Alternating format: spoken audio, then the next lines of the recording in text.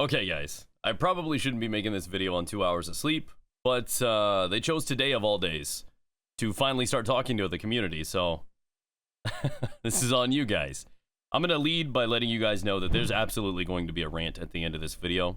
If that's not the kind of content you like, or that's not something you want to be a part of, you're more than welcome to turn around now. What we're going to do is we're going to start off with this placeholder image that they put up on Twitter. There are far more details for their roadmap and direction that they are providing for us in a link that will be down in the About Me section below. So feel free to check that out if you want more details. But let's go ahead and start by reading this. You've waited patiently to hear from us on what we're doing to address the issues of Battlefield 2042 that you have told us about, and the direction that you can expect to see us in the months ahead. See, I'm already upset. Hang on. Time out.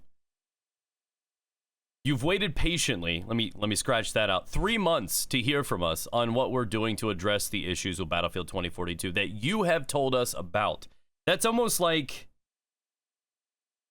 transference right there. Right, like we had to bring it up. Like, why couldn't you just say to address the issues with Battlefield 2042? Why did you have to throw the that you have told us about? Like, does that mean you're not covering the things that we haven't told you about? Is it our fault? I don't understand that. Anyways, back on track. We're taking action on multiple fronts to address feedback and implement extensive fixes to the game. Key features that are important to you and getting team play where it needs to be.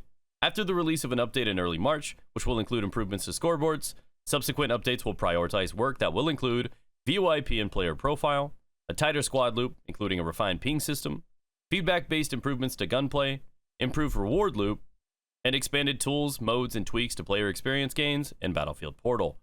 With a focus on improving these core elements of the game, we've made the big decision to move Season 1 to early summer.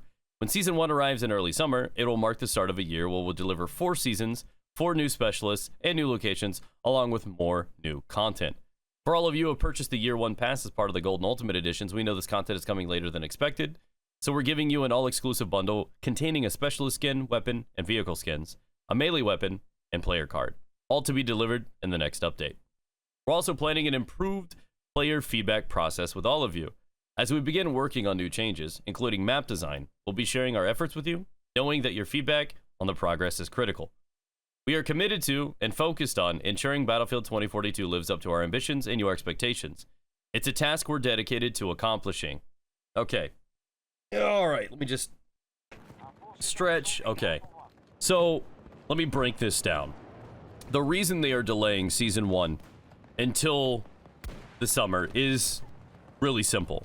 That isn't traditional damage control. That is a business decision.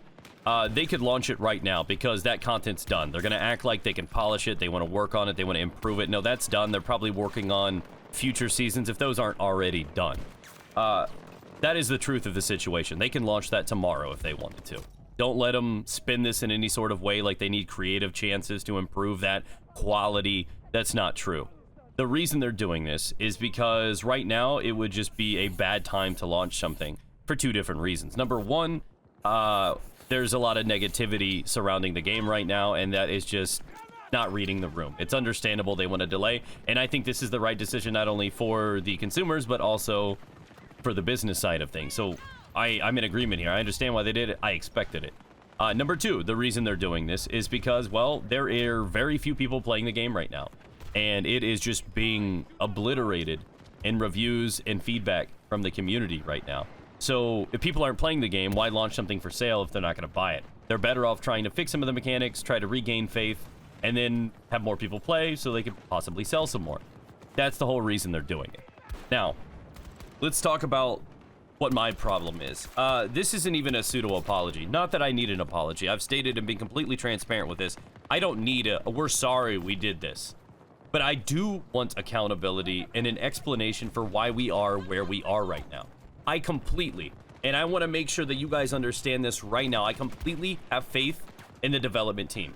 I think they could build a badass game. We've seen it as recent as BF1. Hardline was great. I know not everybody agrees with me. May not have been your theme or the thing or direction you wanted, but it was a great game. That being said, they are a very capable team and a very talented team, and I love what they do. And here they are cleaning up the messes of the higher-ups. This right here is a decision-making issue. This right here is an issue from leadership.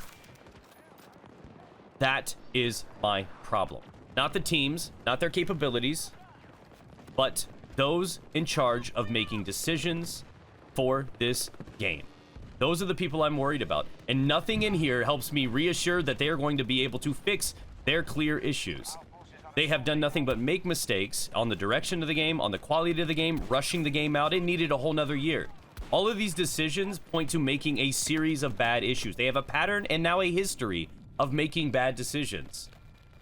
And what I need is reassurance or proof that they can actually make better decisions for the game.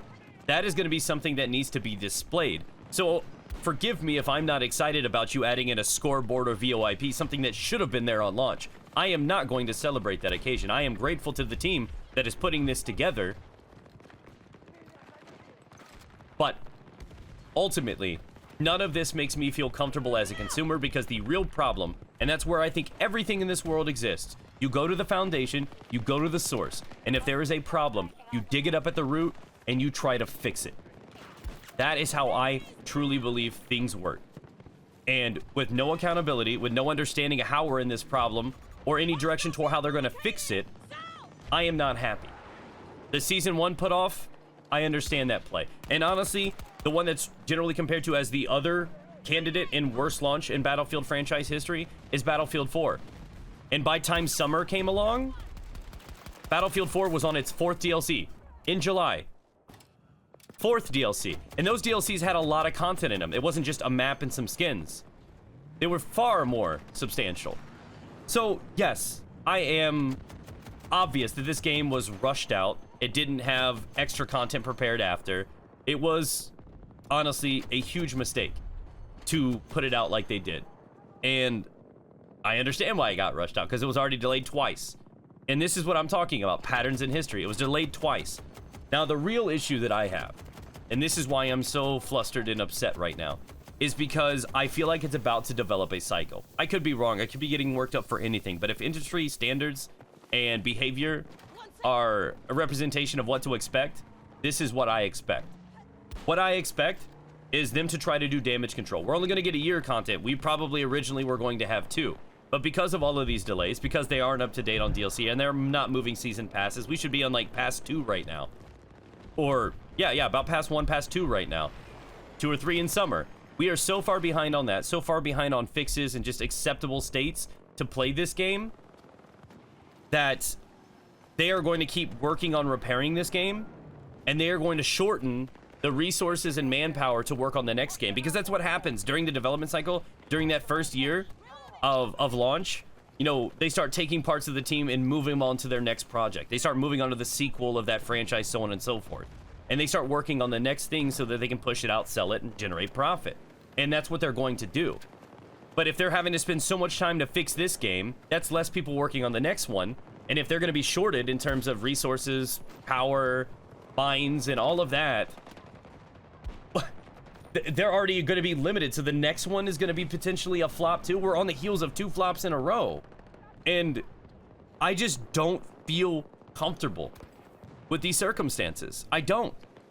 And I'm not happy with this on any level, because I'm afraid of not only this game just not recovering, which it may or may not do, but if they're going to invest so much time and resources into fixing this game, that the next one gets, you know, shafted and gets less of them, so it's already going to be at a disadvantage.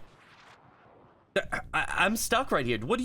You just kill 2042 and say we screwed up, pull an Anthem, and then just start moving and working and solidify a really solid launch in the next one? What's the play here? Either way, it feels like a loss for the community.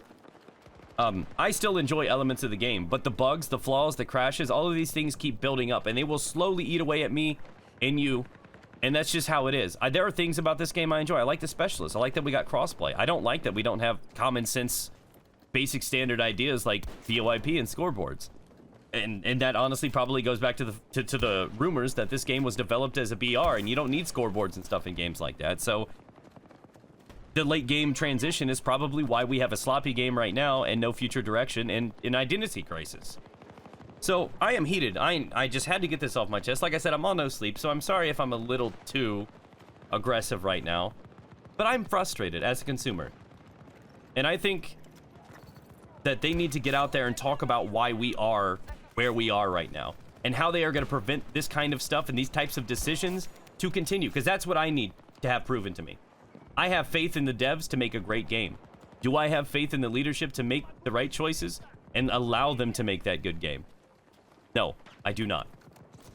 That's what they have to fix. That's the foundation they need to restore. That's all I got to say on the matter. Feel free to leave your comments down below. Appreciate you guys. Catch you with another 2042 video soon.